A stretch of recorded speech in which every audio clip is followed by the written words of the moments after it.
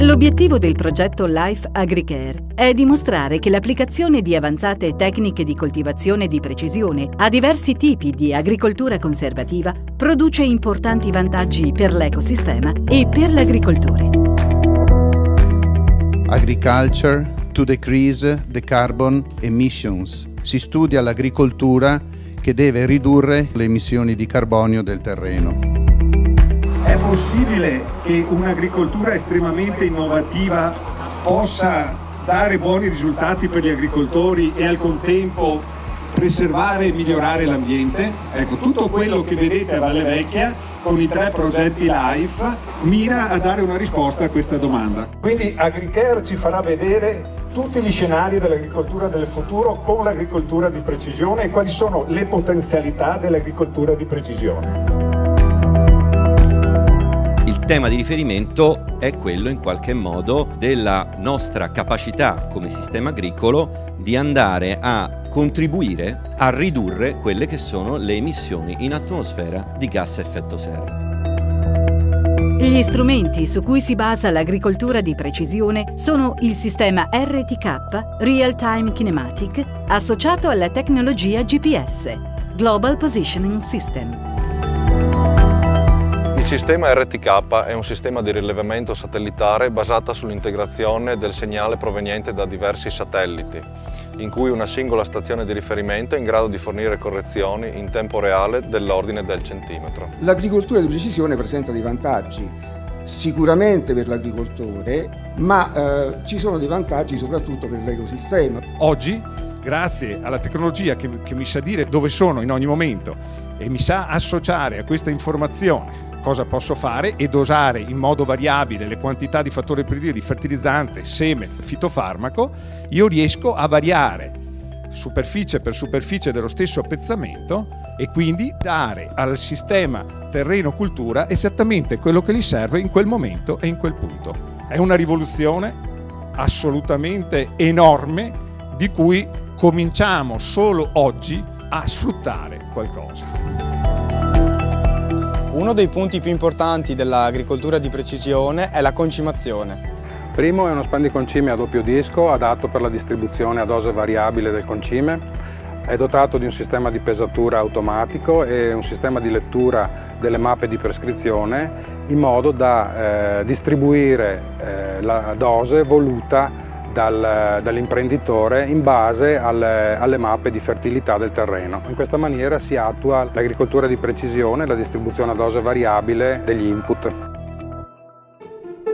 Sono stati messi a confronto per un periodo di 3 anni 4 differenti colture: soia, frumento, mais e colza, e 4 differenti metodi di coltivazione: tradizionale, minima lavorazione, semina su sodo e strip tillage.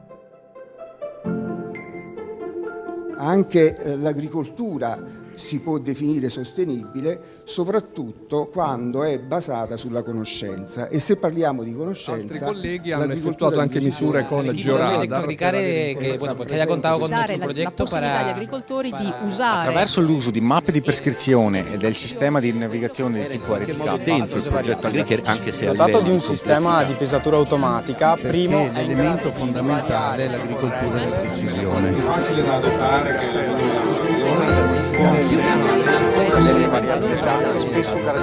La minima lavorazione è una tecnica che interessa solo lo strato più superficiale del terreno senza inversione degli strati.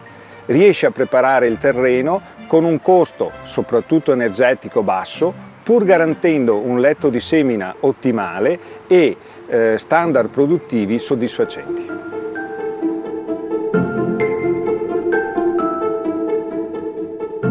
La tecnica della non lavorazione consiste nell'eliminare ogni intervento di preparazione del terreno ed intervenire sull'appezzamento da coltivare semplicemente con seminatrice appositamente progettate per interrare il seme anche su terreno senza alcun tipo di preparazione. Il pieno raggiungimento degli obiettivi della tecnica della non lavorazione dipende molto dal tipo di terreno su cui andiamo a operare.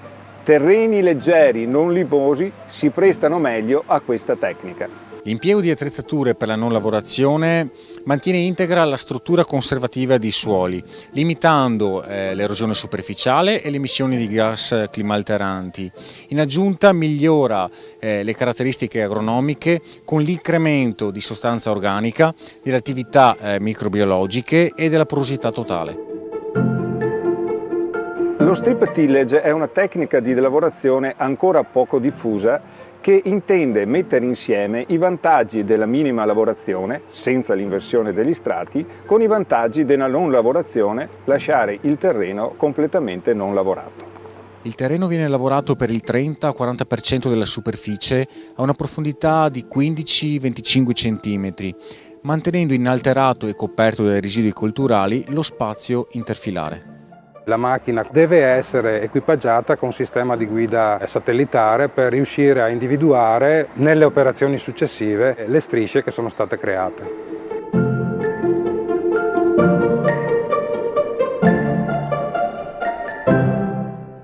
Valle Vecchia, location unica in Europa per conformazione e biodiversità, è stata lo scenario della collaborazione fra 4 importanti partner: Veneto Agricoltura, Maschio Gaspardo, Enea e Tesaf.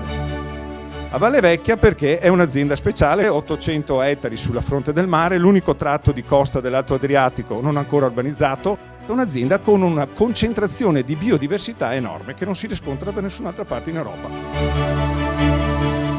100 ettari di boschi planiziali, 15 ettari di siepi campestri, 70 ettari di zone umide, 9 ettari di aree di fitodepurazione, 380 ettari sono quelli coltivati.